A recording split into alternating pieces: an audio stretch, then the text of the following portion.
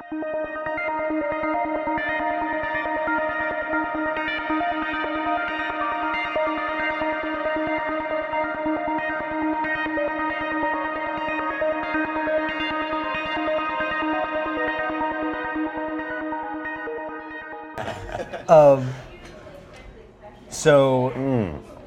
the way, this is great tea. You guys make it here? Yeah, we do. It's really good. The rooibos. Yeah, It's your favorite. It's my favorite. I know that about you. What else do you know about me? Well, let's talk about that. So I met you through my brother-in-law Dan, And we met through Craigslist. That's true. It's a good story. Start with that. Start with Craigslist. Start on Craigslist.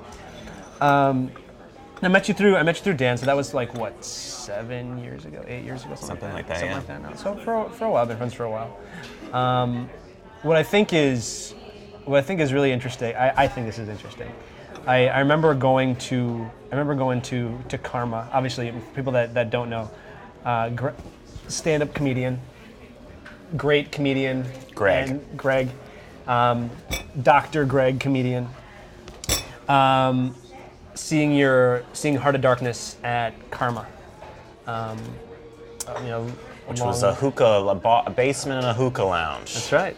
Real. It's a classy joint. Classy place. Classy joint. And I remember seeing Heart of Darkness, seeing you and Reggie and who was the guy on the harp?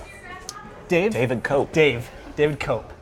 And I remember, sitting down watching the show going, this is very different from comedy shows that I know and have experienced. Growing up in the Midwest, there was a comedy lounge that was in downtown Minneapolis that we would go to, and it was guys just standing in front of a mic doing the Probably standard. Was horrible. I mean, it was okay. it was what it was. Comedy lounge, 2 drink minimum. The whole thing, right? And hookah. There was definitely no hookahs. There wasn't a classy. But seeing your show was such a different experience because you had such a wide array of talent. You had Reggie doing the voice stuff that Reggie does and working on what's his instrument that he works on. I mean, he just has a looping pedal, like a guitar looping pedal. And doing that, and he's made obviously made a huge name for himself doing that, and seeing David Coe playing a harp at the same time that you're kind of emceeing and leading this whole unique circus on stage. What got that going? What inspired that to kind of come into fruition?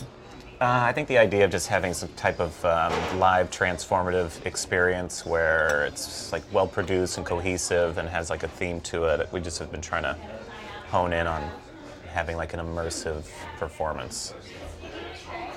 That's it. Yeah. Well, I mean, that's like the idea of the show is that it's supposed to be a transformative act of psycho magic.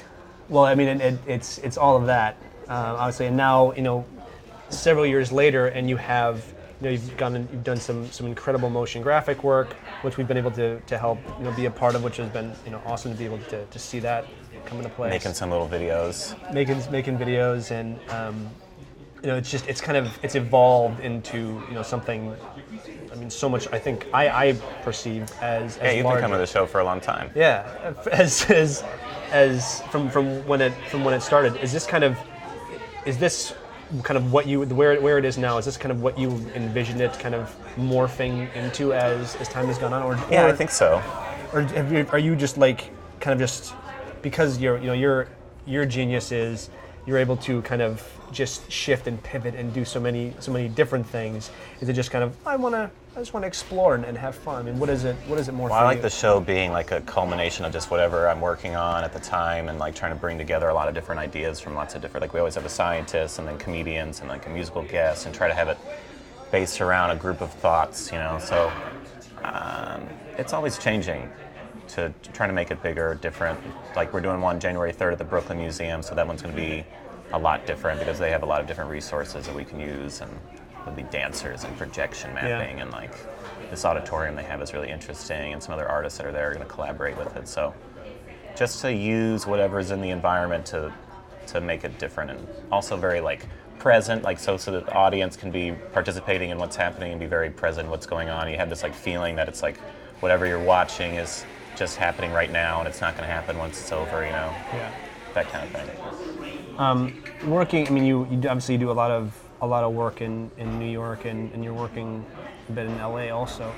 Is there a coast that at this time that you're preferring, kind of working? You want to get into like a LA New York rival? I didn't want to say that New York is better necessarily. You guys don't have but a shop in LA, right? No. Well, how come? I didn't even expand it over there. We're not there yet, Greg. Oh, we're but you want to. You're trying to get over there. I mean, at some point we'll probably. I mean, maybe we're over there. I don't know. Oh, that sunshine. Be nice to be in the sunshine. Do you get over there? I remember you were out there for something, right? Isn't that where the grilled cheese competition was? That was where the grilled cheese competition was. Thank you for remembering about that, Yeah. Greg. Yeah, that's exactly where it was. Did very well in that grilled cheese competition. I think we got runner up. So it's like fourth place? I think it was like 6th place because they gave 5 places, and then there was like That's an international grilled cheese, it was like 6th place out of millions of people.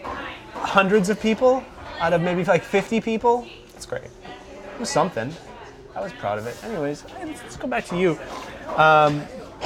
Let's go back to you and talk about your stuff. Fuck.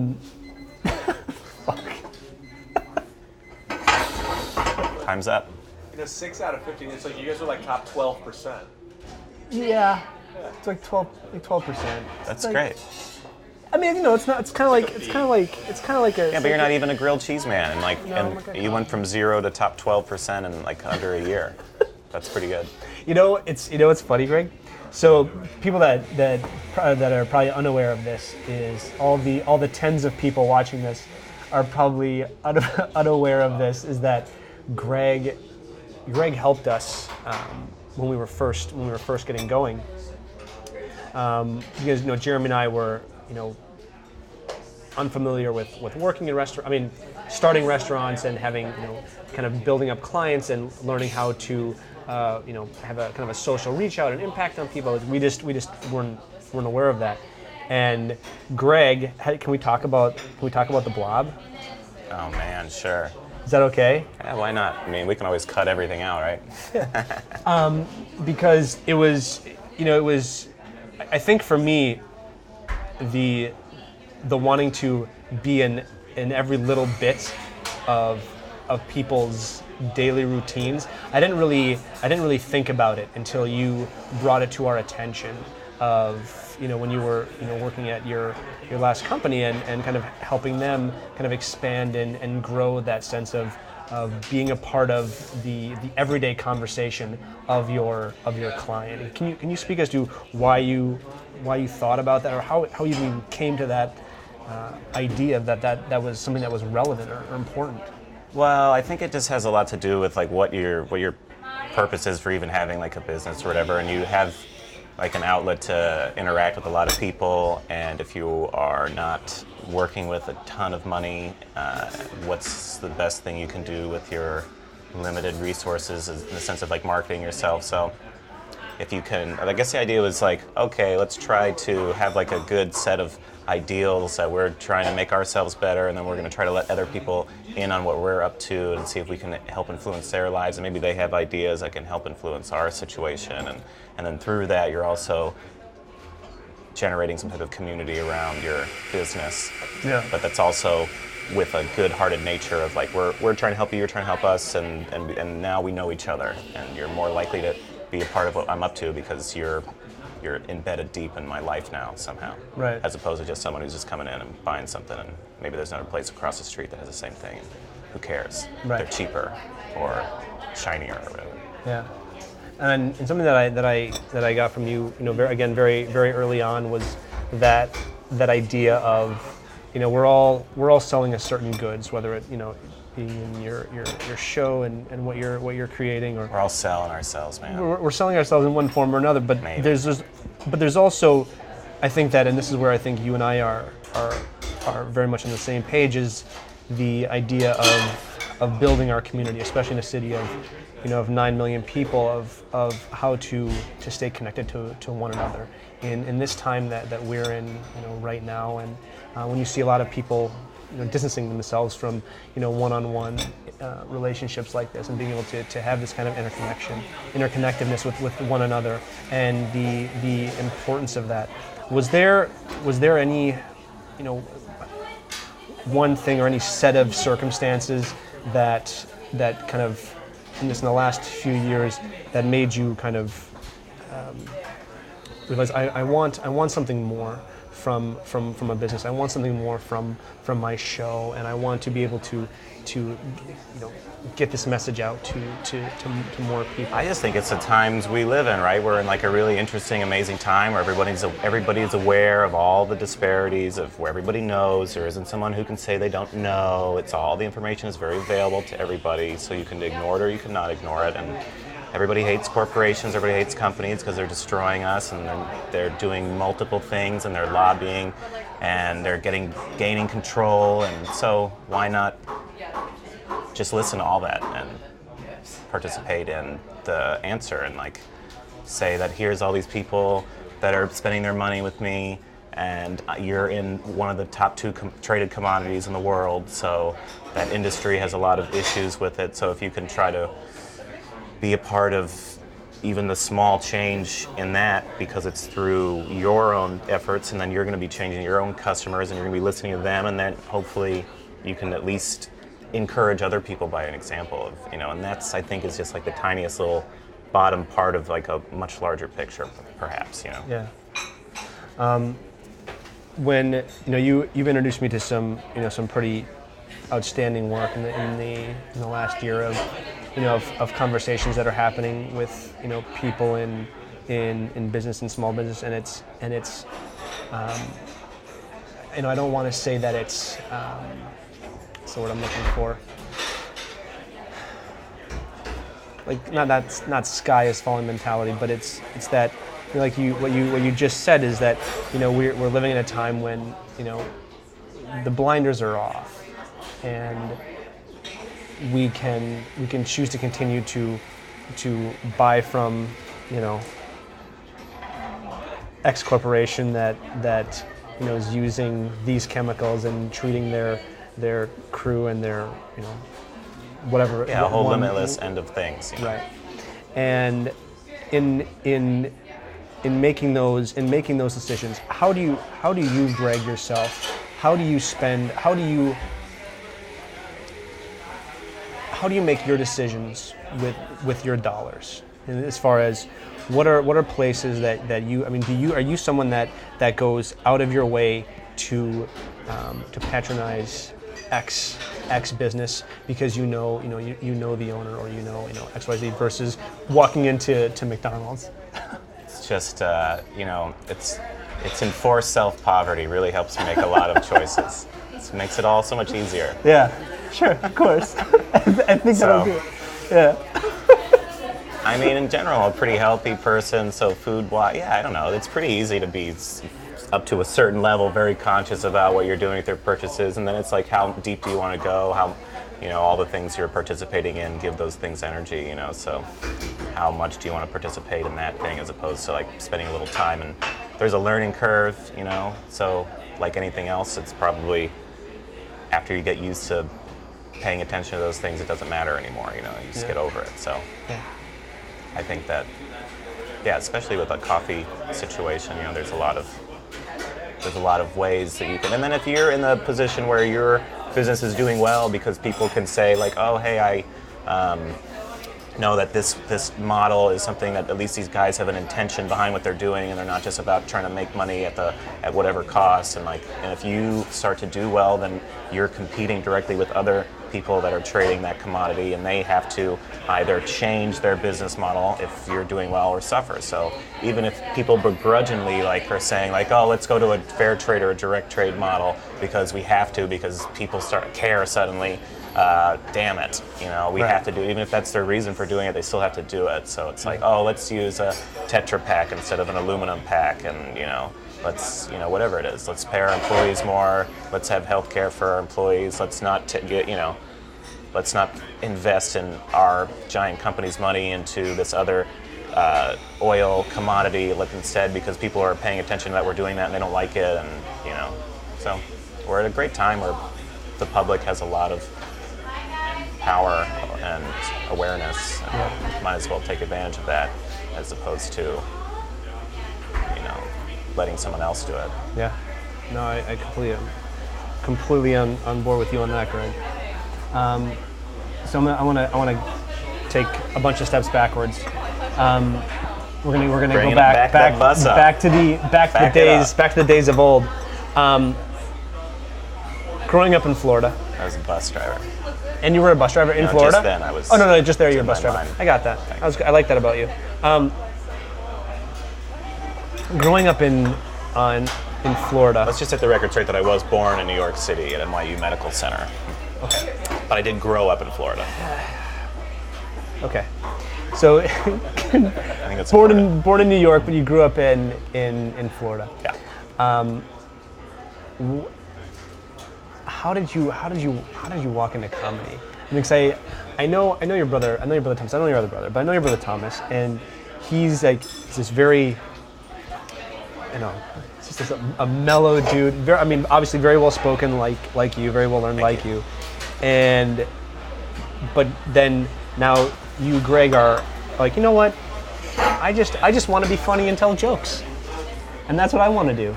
Obviously, there's more to that story. So could you please kind of share with me what inspired you to kind of move into comedy? I think I have a pretty funny family, and I just, ever since I can remember, I always wanted to be a stand-up comedian. I remember being like 8 and watching stand-up comedy with the family on HBO and wanting to do it. So I had pursued it super early on. I was doing it when I was 14, 15. So, and now it's there's obviously no turning back.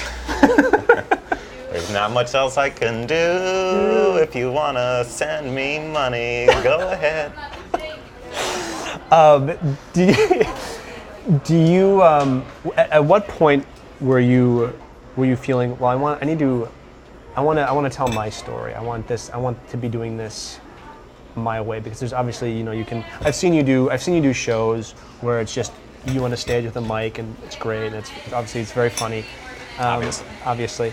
And anyone that hasn't seen you or seen your stand-up needs to today. Right now. Right now. But at one point, did you decide I kind of want to shift this conversation and make it into something a little bit different? I guess sort of early on. Well, I don't know. Maybe when I was like 22 or something around there. Which. Yeah. Who knows how old I am now and when that was, right? So, but something like that, I guess. Something around that point of time is when I was trying to make a different type of show and not have just a stand-up show. And I felt that there was a lot of people that were sort of disenfranchised by just a stand-up comedy show in general for a lot of different reasons. So I wanted to have more of a atmosphere, a comfortable, interesting, well-produced sort of atmosphere, Yeah. And but what was the kind of the catalyst to create Heart of Darkness? If you haven't seen Heart of Darkness, what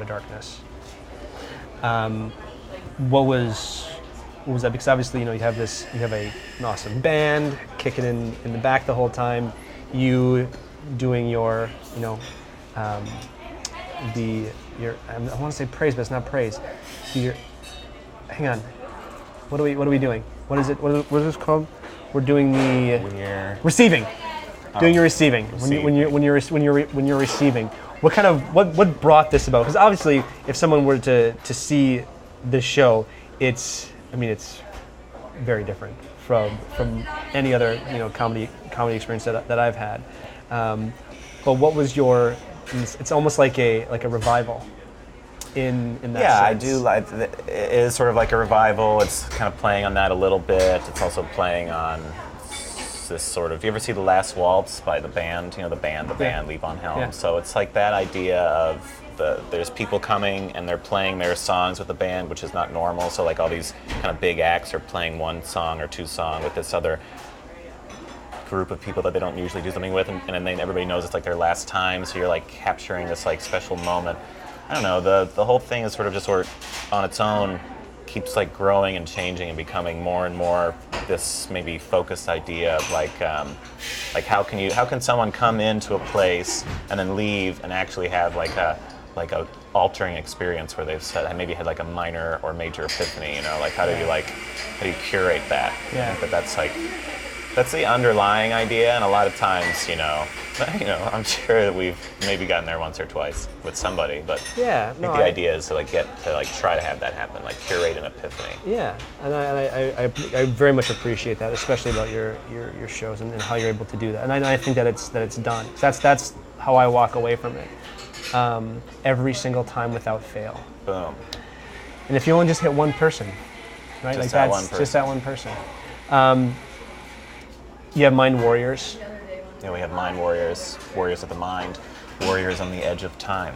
So talk to us about Mind Warriors and what brought that about. Mind Warriors is an interview I do on the show with a person of noteworthy intelligence, usually a PhD holding someone, and they come on the show and they talk about what they're up to and the research that they're right now, today, yesterday doing, and what they think they've learned and how they think any of that can help us, and like what ways can we take away to help? What things can we take away from your research right now that can help us tomorrow? And so I don't want to underplay this, but would you say that your work, what you are trying to, even subconsciously, what you are looking to do is to better our existence as people when we come in to see your show, because it's not just you cracking jokes and one-liners and just being silly. It is, you have thoughtful conversation with. I mean, I've seen one of your shows and you've had an actual what's the term? The actual Grease. Nope. Rocket scientist. Oh, a rocket scientist. You had a rocket scientist on your show. Rocket scientist. Yeah, same thing. But it's it is not what, if someone were to walk into your show and just off the street and go, what? This is very different, and I'm assuming that's kind of part of the point, is that you're wanting to have that conversation with people. Yeah, I like the idea of sort of a town hall style meeting where everybody gets to participate and have a say in what's going on, because that's what I think we're missing out a lot of, is this connection with each other. People are so separated. You're on your computer, you're at home, and you're away. You're not used to like, hey, let's all get together and we can have a participatory discussion where we're all learning something from people that are right around you who actually know something, and someone up here, and then it doesn't have to be where we're yelling at each other, and we can all kind of have fun and like learn and like be respectful of each other in this way. And I think it's a good thing to like show people that and like experience that, because it's not so much of that happens anymore. We're so disconnected and separated. So I think that the fact that it works so well and people are so into it is just, that speaks to the idea that we all sort of need to have like a greater connection somewhere. Yeah, and we desperately, I think we desperately crave that, right? We desperately crave. I would say so. Otherwise, you wouldn't be having those shows. Yeah. Right. I'm gonna be raking in all that dough. All that post Karma Now Union Hall. Yeah. Sometimes, but other times at the Brooklyn Museum. Sometimes at the Brooklyn Museum. Sometimes at the Guggenheim. So, what else? What did I want to say next? Oh, was there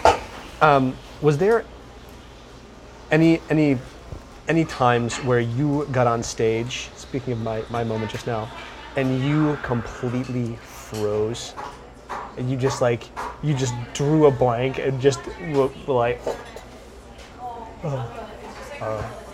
Please share, if that experience exists, please share that. There's plenty of times when you just draw a blank. It doesn't happen so much anymore. I remember when I was first starting, or earlier on, when you get like crazy nervous and you're like, oh my God, and you walk on stage, you're like, I can't even get close to remembering anything. Like, what is it? Yeah. But that doesn't happen so much, and now I'll have like a little set list in my pocket, so if I do forget, I can be like, let me just, okay, I'm a human, and those are the words, and I remember now. I'm sorry. For a second, I was vapor. Yeah. You have one thing that you speak about. I just kind of want to go into this for just a second. You have a roommate.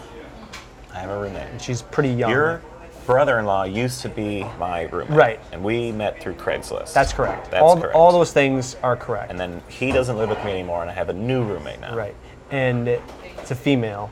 She is a young woman, and she lives with me, and we're just roommates. Right, you're roommates. But she has a bit of an interesting story. That whole relationship is kind of interesting. What was that? Did you just kill a fly? I don't know. Nope, didn't kill anything. Just kind of was like pressing Just things. like clapping for yourself. Clapping because this is fun, and I like spending time with my friend Greg. Talk to me about your roommate. I remember one story you shared about her love for construction workers. Oh, my roommate's 18. Let's just get that out of the way. Her father owns my apartment. I'm living with an 18-year-old girl. How about that? Who else is up to that? A couple people. And she, this was her idea. She came home. We've had a construction crew working on our corner for 6 weeks, and she's like, hey, I'm going to ask the construction worker out. I'm going to bring them some donuts and be like, hey, do you want to go on a date with me? And I'm like, I don't think so, lady. Not in this apartment I'm renting from your dad. And anyway, they went on a couple dates, but it didn't go well, and blah, blah, blah.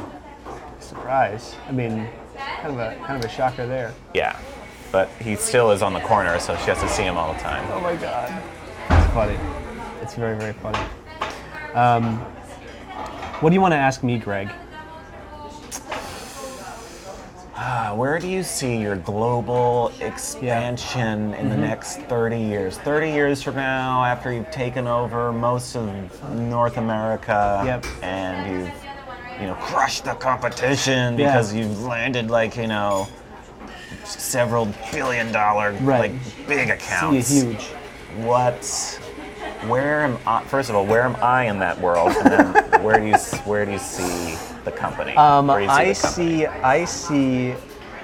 see us working, collaborating together for forever, and I see Birch and Heart of Darkness as like one entity. Oh wow! And we're going to have only your music playing in all the stores, I love it. all the time. Oh, it's like Birch Coffee buys Taco Bell, and then all of McDonald's and everything becomes Birch Coffee, and then we're just selling... No. Not like that. Not like that. It's like because we're together. We're working. It's a collaboration. It's like we're not in charge. Like no one's in charge. Also, no one's to blame for any of the bad stuff. No, exactly. That's not how it works. We're all working. We're working together. So you did a video recently that Jeremy, myself, everybody, all of us that have watched it have fallen in love with, which is the Work Harder video. What? Now, obviously, this premiered at was it the Doctors Without Borders? Yeah, I did an event for Doctors Without Borders at Irving Plaza with Jenna Friedman and a bunch of awesome people, and we raised money for Doctors Without Borders. A bunch of money, so much money. Billions. Wow, man, we cured all the diseases. Thank goodness. We put up so many we gave so many doctors subscriptions to Borders books, like it's insane. Man, there's just gotta be a lot of pride right there. Yeah. Just in that alone. And read all day. So God, you're such a smart guy, Greg. The piece itself, the video itself. What inspired that video? So we made 3 videos, and the premise of all the videos was like, there's a lot of things you can donate money to, but instead you should donate money to Doctors Without Borders. Here's some stuff you shouldn't donate money to. And so we made 3 videos of like bad companies that don't need your money. And one of them was called Work Harder, which was like instead of a Kickstarter kind of thing, it was called Work Harder. And it's like, instead of asking your friends and family for money for your clay earrings that you're making in your mom's basement, maybe just work a little bit harder and get it together. But it's just a joke. Obviously, especially in the current system in our society, just working harder doesn't do it enough. Right. You need to get that. I'm not saying that I don't understand that. It's just a joke. Right. Because you got a little bit of flack for that video. I think a little bit of flack is a good way to put it. Maybe 1 or 2 negative comments that were like, you can't just work harder your way out of this and that. I'm like, hey man, I'm just trying to be funny over here. Right. I thought that was when Kara and I were were reading the comments and people were so pissed. And I thought, because I know you, man, and I know that you're reading all these comments, and you're going through this, and you're. I don't read the comments. I could care less. Because you're like me, and you're a sensitive guy Very who sensitive. cares. You're a sensitive guy. You care about what people think, and you want to create something that's good and that has meaning in everything that you're doing. And Everything. so I can see you read these comments going, it's a joke.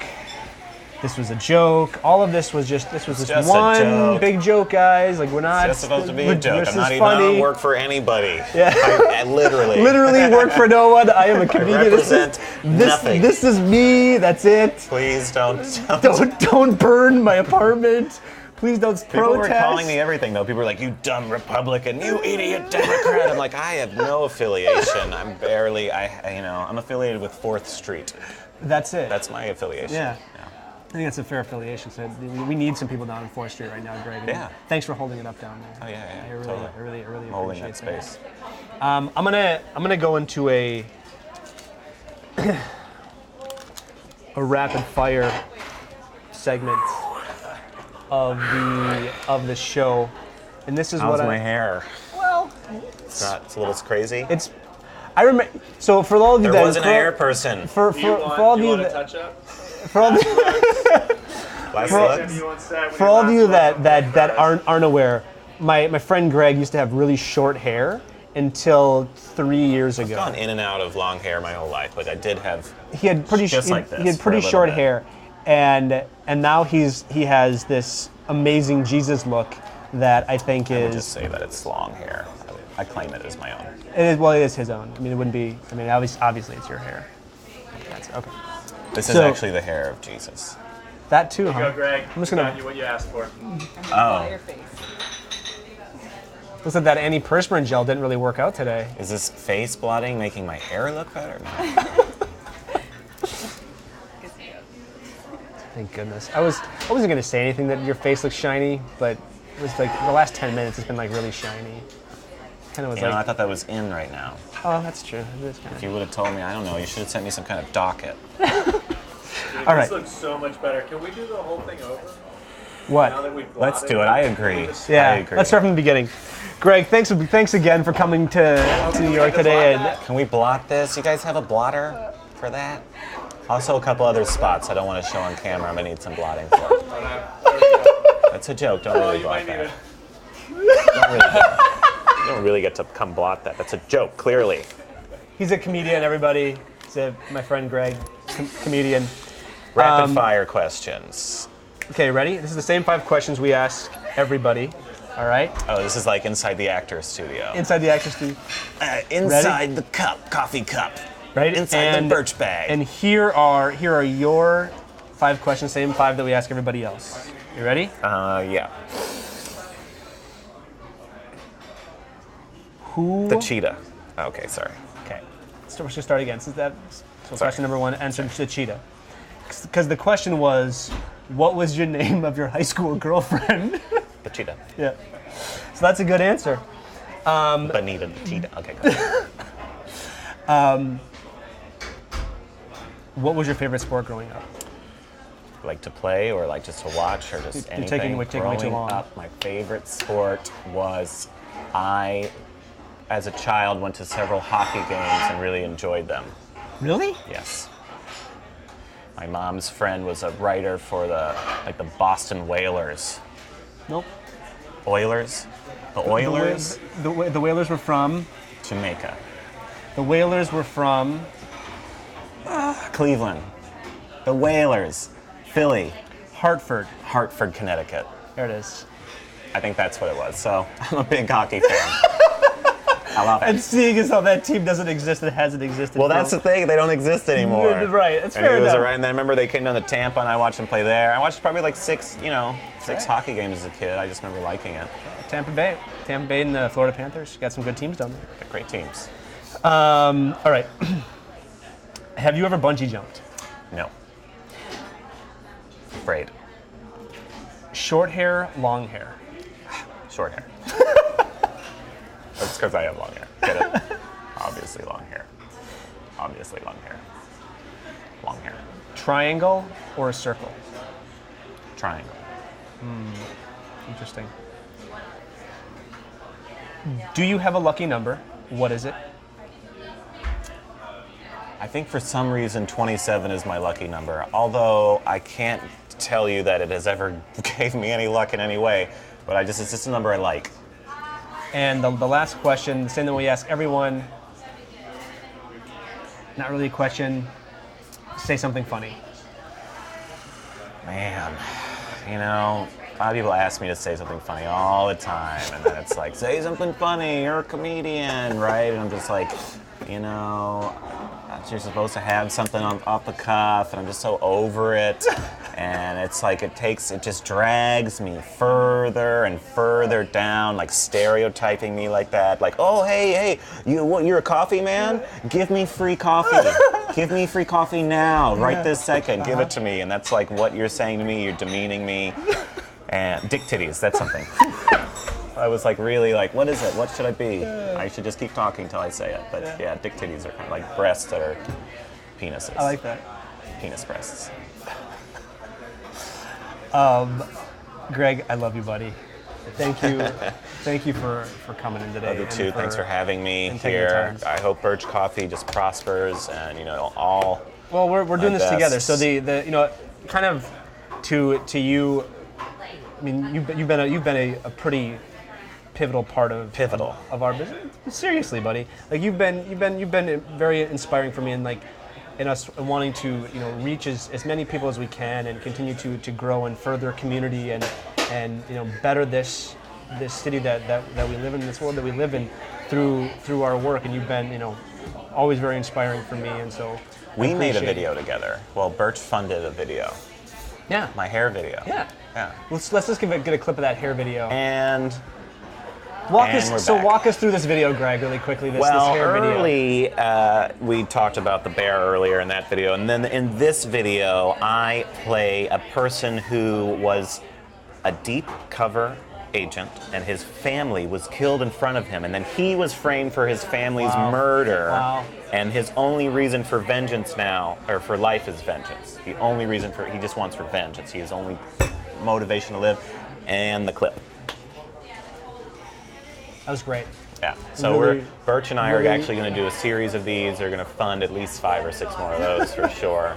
And the budgets continually to get bigger because the story gets more exciting, and there's so just keep those checks coming. Thanks, buddy. I appreciate it. Thank you. Thank you, bud. Thank you. All this.